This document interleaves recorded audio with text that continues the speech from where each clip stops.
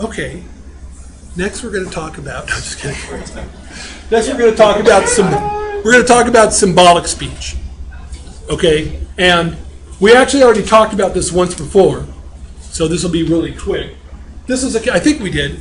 In this case, it was a case called Texas versus Johnson, where Mr. Johnson, what he did is, do you guys remember what did Mr. Johnson do? He burned the flag at the convention. He burned the flag at the Republican convention.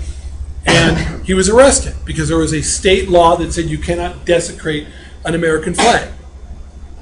And what the courts did is they ruled against the state of Texas. They said the state has no compelling interest that justifies that limitation. There was no reason that the state could demonstrate that it had some compelling reason for preventing somebody from burning an American flag. And so that law was declared unconstitutional along with 47 other states. Okay? And that's where that key to compelling interest comes in. In order to limit our freedoms and our liberties, the government has to demonstrate that it has a compelling interest, an important reason to limit our freedoms. Okay? Now, the last part of this lecture I want to talk about is I want to talk about the rights of the accused. And this sort of gets back to your question about the terrorists. One of the things that I want to stress to you guys, and something that's been forgotten in our discussion about the legal system, is that the framers of the Constitution were extremely concerned about protecting the rights of the accused. And if you stop and take a moment and you go through the Constitution and you look at all the different places where they made a point of going ahead and making sure that if somebody is accused of a crime, they are protected. So I just want to go through some of them. The Fourth Amendment says there can be no unreasonable or unwarranted search or seizure. You have to, if you're going to go into somebody's house, you have to go ahead and you have to get a warrant. You can't just go ahead and search somebody without justifying why you need to search them. Unless you have unreasonable something if you're probable cause. Yeah. Unless you have probable cause. There can be no arrest except on probable cause. They can't look at you and go, "You look like a criminal, dude. Let's go," and just arrest you.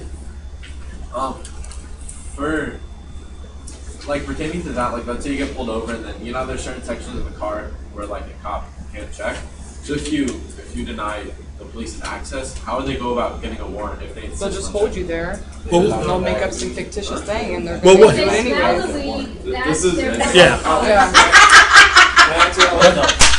What was it? If they smell the weed. I saw one case where this young lady was. My son and I used to watch cops all the time. He wanted to be a police officer at the time, so we would watch cops together. And there was this young lady who got pulled over, and I guess the cop thought she was suspicious, so he asked if he could look in her bag, and she said no. He said okay, and he called the canine unit out, and he got 3 separate bags. And he put them down next to one another. The guy with the canine unit walked up, went like that. They got to the one bag and just went, bang, It's like that was the bag. The drugs were in it. They searched it. She was busted. They'll find a way. Yeah. But they can't just go in and search your car. If they impound it though, you get a warrant from the judge? Again, on probable cause, not just because you look like a drug addict. Say they're going to tow your car. Say they want to get in your car. You say no, you can't search it. All right, you're on suspended license. All right, cool. We're going to cite you, we're going to tow your car. When they tow your car, they have to do an inventory of everything in the car. Like where your drugs. Then they keep it there before you come back. And then, oh, okay, well, switching your glove box on this, we're doing inventory, now you got this. Okay, so let's continue on. I don't want to get into the ins and outs. The Fifth Amendment. You cannot coerce confessions from people. Right, this gets back to this question about the terrorists as well. Can you coerce confessions? You can't, it's called no compulsory self-incrimination. You can't force somebody to testify against themselves, to sit in a court of law and testify against themselves. No double jeopardy. That's not a game show. If you're tried for a crime and you are found innocent, you cannot be tried for that crime a second time. Right? That's why a lot of times we think we know that somebody's guilty, but the police don't press charges.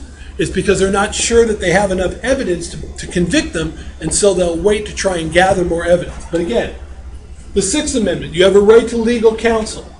You have the right to be informed of the charges against you. You can't just be arrested, thrown in jail, and them not tell you what you've been charged for.